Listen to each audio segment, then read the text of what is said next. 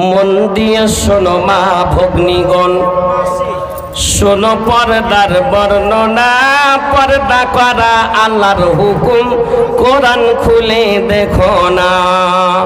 কার সামনে চলবে যাওয়া, কার সামনে চলবে না। সূরা নূরের 4 রুকুতে, সূরা নূরের 4 রুকুতে ফরমায়াছেন রাব্বানা, ওগো আমার দিনের নবী বলো যারা মুমিনা, দৃষ্টি সদা নিম্নে রাখবে, বেগানা কেউ দেখবে না, নিজ বাড়িতে থাকবে সাদা, পাড়া গ্রামে ঘুরবে না।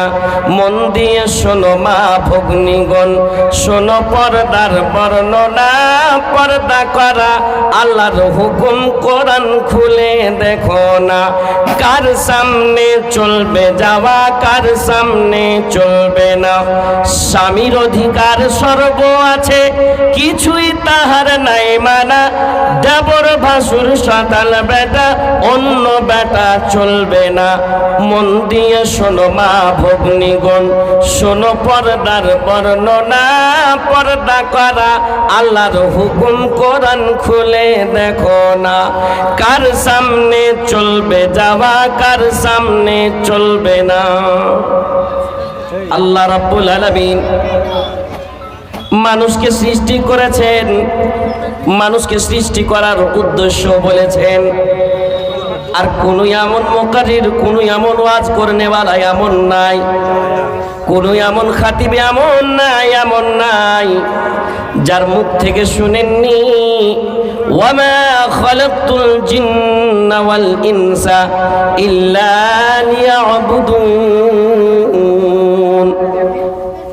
আপনারা সবাই শুনেছেন, প্রত্যেকটা খাতিবের মুখ থেকে বাড়াইছে আল্লাহ রাব্বুল আলামিন যদি মানুষ আর জিনকে সৃষ্টি করেছেন, যদিও সৃষ্টি করেছেন শুধুই মাত্র আল্লাহ রাব্বুল আলামিন নিজের ইবাদতের জন্য সৃষ্টি করেছেন। মায়েরা আমার শুনবেন, স্বামীর অনুগত করবেন, পর্দায় চলবেন, আলেম ওলামার কথা শুনবেন, শরীয়ত অনুযায়ী চলবেন, সেটাও হলো ইবাদত। সংসার, সংসার এই যে সংসার চলছে, সংসারকে জায়েজ রূপে যদি চালাও এটাও ইবাদত। আর ইবাদত করে তোমাকে জান্নাত নিতে হবে, না হইলে তুমি জাহান্নামে জ্বলবে। খুব কঠিন জাহান্নাম, জাহান্নামে জ্বলতে হবে। আমার বাপুরা ভাইয়েরা আমার, মহান আল্লাহ রাব্বুল আলামিন বলেন, ইয়া আইয়ুহাল্লাযীনা আমানু কু আনফুসাকুম ওয়া আহলিকুম নারা। মহান আল্লাহ রাব্বুল আলামিন বলেন, তোমরা যারা ঈমান নিয়ে এসেছো, যারা ঈমান নিয়ে এসেছো কোরআনের উপরে, যারা ঈমান নিয়ে এসেছো আখিরাতের উপরে, যারা ঈমান নিয়ে এসেছো আল্লাহর উপরে, যারা ঈমান নিয়ে এসেছো নবীর উপরে, তোমরা শুনে নাও, তোমরা নিজের নফসকে প্রথমে জাহান্নামের আগুন থেকে বাঁচাও। তারপরে তোমরা কি করবে? নিজের বাড়ির আহলো আয়াল, নিজের পরিবারের লোককে জাহান্নামের আগুন থেকে बाचाओ। जहन्नम की आग से बचाने का कहाँ पर तालीम मिलेंगे? स्कूल कॉलेजों में जी, स्कूलों में मिलेंगे, कोचिंग सेंटरों में मिलेंगे जी नहीं। वो तो आपको इस तरह के कुरान वाले मदरसे, इस तरह के उलमा से मिल सकते हैं। ज़रा सा आप तसव्वुर करें, आज अगर देखा जाए पूरे सीमांचल में बहुत सारे लड़कियों के मदारिस हैं, अनेक महिला माद्रासा আছে, মহিলা মাদ্রাসাতে বেটিরাকে পড়ায় কেন? তারা পর্দা করতে শিখবে, তারা বাপের ইজ্জত, মায়ের ইজ্জত, ছোটর উপরে রহম, বড়র সম্মান, শ্বশুর শাশুড়ির ইজ্জত, স্বামীর অনুগত্য করবে। শিখবেটা কোথায়? তার ভিতরে জাহান্নামের ভয়, জান্নাতের লালচ থাকবে, এটা শিখবে কোথায়? সেটা শিখবে মাদ্রাসাতে শিখবে, आलिम उलमार काछे सीखबे, मक्तबे सीखबे, आलिमेर काछे पढ़ाइते दीते हुए। मैं ये नहीं कहता आपसे कि आप स्कूल कॉलेज में ना पढ़ाइए, पढ़ाइए, इंजीनियर बनाइए, डॉक्टर बनाइए, अपनी बच्चियों को तालीम दीजिए, मगर सबसे पहला तालीम आप कुरान का दीजिए जी। इस तरह के उलमा से तालीम दिलवाइए और वो समझेंगी कि दुनिया क्या है, आखिरत क्या है। मैं तो दुनिया को संवारने के लिए আপনি আপনার বেটির পরীক্ষাতে ভালো নাম্বার আসবে সেই মনে করে আপনি কোচিং সেন্টারে পড়তে দিচ্ছেন কি ভালো মাস্টার দেখে বেটির নাম্বার যেন ভালো আসে। কোথায় পাস করার জন্যে? দুনিয়াতে পাস করার জন্যে, দুনিয়াতে যেন ভালো নাম্বার নিয়ে আসে।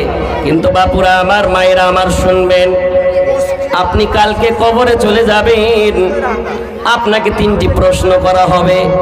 প্রশ্নের উত্তর কেমন করে দিবেন? আপনি নামাজ পড়ছেন, আপনি রোজা রাখছেন, আলেমের বয়ান শুনছেন, কিন্তু আমল নাই। আপনি আরবি পড়ে পড়ে পড়ে পড়ে নিজের ব্রেন ভরেছেন, আরবিতে কথা বলতে পারছেন। মায়েরা আমার শুনবেন, আরবি কথা আপনি জানেন, তবুও সেই দিন আমল যদি ঠিক না থাকে, কবরে মুনকির নাকিরের প্রশ্নের উত্তর দিতে পারবে না। যদি কোরআন হাদিস না মানি জীবনে, কি হবে গমির তোর পারে। সমাজ রে না? বুঝতে পারছেন? নারে তাকবীর, মাশাআল্লাহ, মানে বুঝতে পারছি। যদি কোরআন হাদিস না মানি জীবনে, কি হবে গমির তোর পারে। কবরের মাঝে কি দিবি জবাব রে, কবরের মাঝে কি দিবি জবাব রে, মুনকির নাকিরের তারে। যদি কোরআন হাদিস না মানি জীবনে, কি হবে গমির তোর পারে।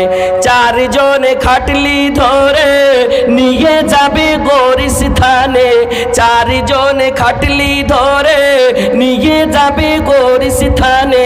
সব জন ফিরে আসবে, কেউ থাকবে না সেখানে।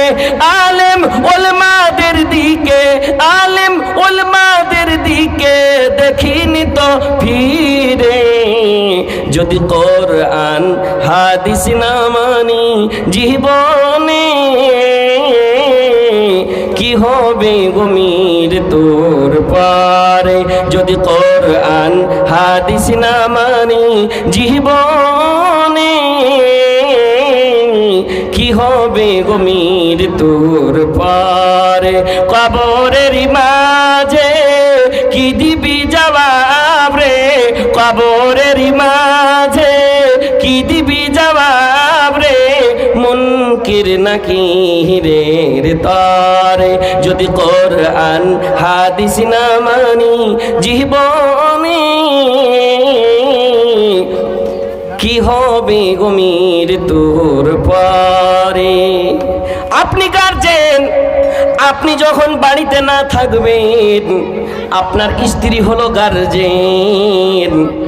আপনার বাড়ির মেয়েরা কোন সময়তে বাড়ি থেকে বের হচ্ছে কিংবা কি করছে না করছে, টোলা পড়োশ বেড়াইছে, আপনাকে খেয়াল রাখতে হবে। আর না তো একদিন আপনাকে প্রশ্নের উত্তর দিতে হবে। সেই দিন লা তাজুলু কদম ইবনু আদম হাত্তা ইউসআলু আন খামসিন, কিয়ামতের দিন হাসরের ময়দানে আপনার পা হিলবে না, আমার পা হিলবে না, পা হিলবে না, হিলবে না, যতক্ষণ পর্যন্ত 5টি প্রশ্নের উত্তর না দিতে পারবো। সেই দিন জিজ্ঞাসা করা হবে, ও আব্দুল কাদির, আব্দুল খালিক, আব্দুল জব্বার, তোমার বাড়িতে যুবক বেটি ছেলে, তুমি বাড়ি থেকে কাজ করতে চলে যাচ্ছিলে, তুমি মার্কেট বাজার চলে যাচ্ছিলে, তোমার বাড়ির বেটি বহু বাড়ি থেকে বাইর হয়ে অন্য লোকের সঙ্গে গল্প করছে। কেমন গল্প? ফেরিওয়ালা এসেছে কাপড় কেনার জন্যে, ফেরিওয়ালার সঙ্গে সামনে হিহি খিখি করছে, অন্য বিভিন্ন রকমের গল্প করছে। তার শরীর দেখা যায়, তার শরীর দেখা যায়। শরীর দেখা আওরাত, মহিলা মানে কি? আল মারআতু কুল্লুহা আওরাতুন, মহিলা মানে সমস্ত গোটাই হচ্ছে পর্দা। মায়েরা আমার শুনবেন, আপনি হাত তুলে তুলে ঝগড়া করছেন, কাজিয়া করছেন, ফাসাদ করছেন, জোর আওয়াজে টোলা পড়োশের সঙ্গে আপনি বিভিন্ন রকমের কাজিয়া ঝগড়া করছেন। যায় যায় ঝগড়া, শাশুড়ি বহুতে ঝগড়া, স্বামী স্ত্রীতে ঝগড়া, তোমার কি কিয়ামত বলে তোমাকে ভয় নাই? जी, हर तरह के सवाल का जवाब से आपको पास होना पड़ेगा। अला कुल्लुकुम राइन व कुल्लुकुम मसऊलुन अन राइयतिही, हर शख्स जिम्मेदार है। প্রত্যেকটা নিজের জিম্মেদারির তাকে প্রশ্নের উত্তর দিতেই হবে, আর না হলে কোনো চারা নাই। সময় আছে, সময় বেঁচে থাকাকালীন আমার ঈমান ভালো হওয়া দরকার। আমার ওই সেই দিনের প্রশ্ন কেমন করে আমি পাস করব তার জোগাড় করা দরকার। আর नहीं तो ये जिंदगी कुछ नहीं, जिंदगी का भरोसा नहीं मोमिनों, जितना मुमकिन हो जिक्र खुदा कीजिए।